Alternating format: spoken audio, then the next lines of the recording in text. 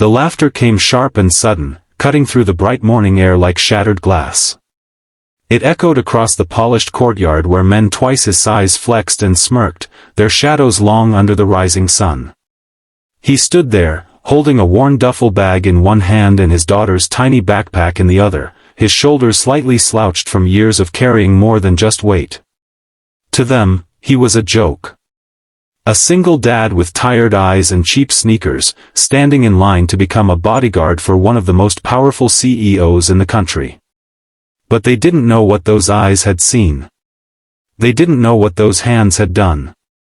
And in just a few moments, none of them would be laughing anymore. If you believe in kindness, second chances, and the strength hidden in ordinary people, take a moment to like, comment, share, and subscribe to Echoes the Stories. Your support helps stories like this reach the hearts that need them most. His name was Rafiq Halden, a man who once had a life that felt whole. Years ago, before the sleepless nights and silent battles, he had been someone else entirely. A soldier, disciplined and sharp, respected among his unit. But life has a way of rewriting people, of reshaping them in ways no one prepares for. When his wife passed away unexpectedly, everything changed. The world didn't slow down for his grief. Bills still came. His daughter still needed food, school supplies, and someone to hold her when the nightmares came. And so, Rafiq became both father and mother overnight, carrying a responsibility that pressed into his bones. That morning, he had woken before sunrise, quietly preparing breakfast while his daughter, Suri, slept on the couch. Their small apartment smelled of toasted bread and cheap tea. He had packed her lunch carefully, writing a tiny note with shaky handwriting that simply said, "Be brave today." It was the same message he told himself every day. Now, standing among towering men with sculpted muscles and polished resumes, he felt out of place. The tryout was being held by one of the largest corporate security firms in the region, hired personally by a billionaire CEO rumored to be facing serious threats. The job promised stability, a good salary, and something Rafiq desperately needed, a chance to rebuild. But the others didn't see a man rebuilding. They saw a man already broken. Their laughter wasn't subtle. It was loud, deliberate, designed to humiliate. Some of them whispered loud enough for him to hear, making jokes about babysitters and school pickups. One even mimicked holding a child while pretending to fight, earning a round of chuckles. Rafiq didn't respond. He had learned long ago that reacting to mockery only feeds it. Instead, he stood still, his grip tightening slightly on the straps of his bag. Across the courtyard, the evaluators watched closely. Among them was a woman in a dark suit, her expression unreadable. She wasn't laughing. Her eyes lingered on Rafiq longer than on the others, as if she saw something they didn't. The first few rounds of the tryout were physical endurance tests. Running drills, obstacle courses, strength assessments. The others performed with flair, showing off, competing not just to pass but to dominate. Rafiq moved differently. Efficient, controlled, conserving energy where others wasted it. He wasn't the fastest, nor the most visibly impressive, but he never faltered. Not once. Still, the laughter didn't stop. When the sparring round was announced, the atmosphere shifted. This was what everyone had been waiting for. A chance to prove dominance, to establish hierarchy. Names were called out randomly, pairing candidates against each other. When Rafiq's name was finally announced, a ripple of amusement passed through the crowd. His opponent was Malik Varan, a man known in underground circuits for his sheer strength. Malik was massive, with arms like tree trunks and a reputation that preceded him. He stepped forward with a grin, clearly entertained by the matchup. To him, this wasn't a fight. It was a performance.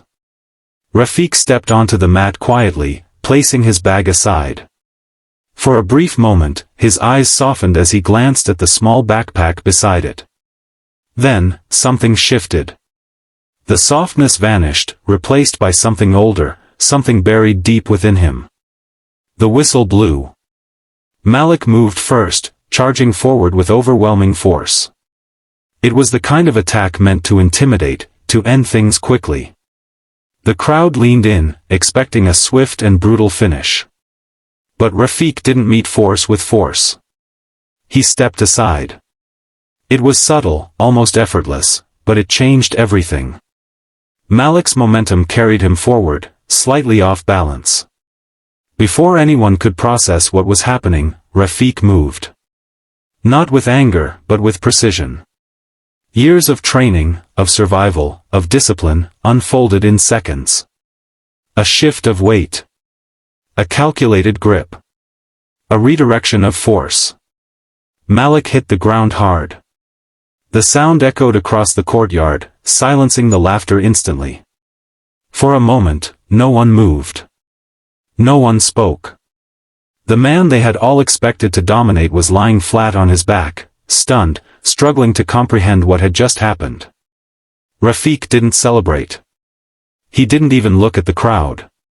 He simply stepped back, breathing steadily, his expression calm. Malik tried to get up, anger flashing across his face. He charged again, this time more cautious but equally determined. The outcome was the same. Within seconds, he was down again, this time unable to rise immediately. The silence deepened. What they had just witnessed wasn't luck.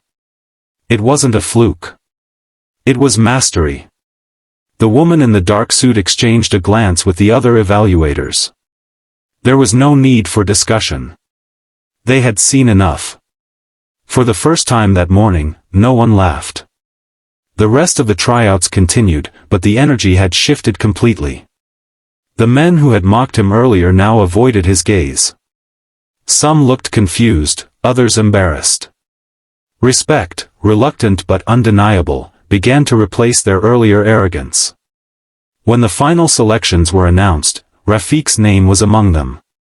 He picked up his bag and his daughter's backpack, holding them with the same quiet determination he had carried all morning. As he turned to leave, the woman in the dark suit approached him. Her voice was calm, but there was a note of curiosity in it. She asked him where he had trained, what his background was. Rafiq answered simply. He didn't mention the sleepless nights, the sacrifices, the battles fought in silence. He didn't talk about the days he had gone without eating so his daughter wouldn't have to. He just gave the facts, nothing more. She nodded, as if understanding more than he had said. Later that afternoon, Rafiq picked up Suri from school. She ran toward him with a bright smile, her small hand slipping into his. To her, he wasn't a fighter or a bodyguard. He was just her father. Her safe place. He told her he got the job. Her eyes lit up in a way that made every struggle worth it. Life didn't suddenly become easy after that day. There were still challenges, still moments of doubt and exhaustion. But something had changed. Not just in how others saw him, but in how he saw himself. The laughter that once echoed in his mind lost its power. Because he had proven something important. Strength isn't always loud. It doesn't always look impressive or come wrapped in confidence. Sometimes, it's quiet. Worn down. Hidden behind tired eyes and humble beginnings. But when the moment comes, real strength reveals itself in ways no one expects. And sometimes, the man everyone mocks is the one who stands the strongest when it matters most. If this story touched your heart, take a moment to like, comment, and share it with someone who needs to hear it. Stories like these remind us that resilience and kindness still matter in a world that often forgets. And before you go, leave a comment saying, "Strength is silent," to honor those who fight their battles quietly every single day. Because somewhere out there, someone like Rafiq is standing in a crowd, being underestimated, just waiting for their moment to rise.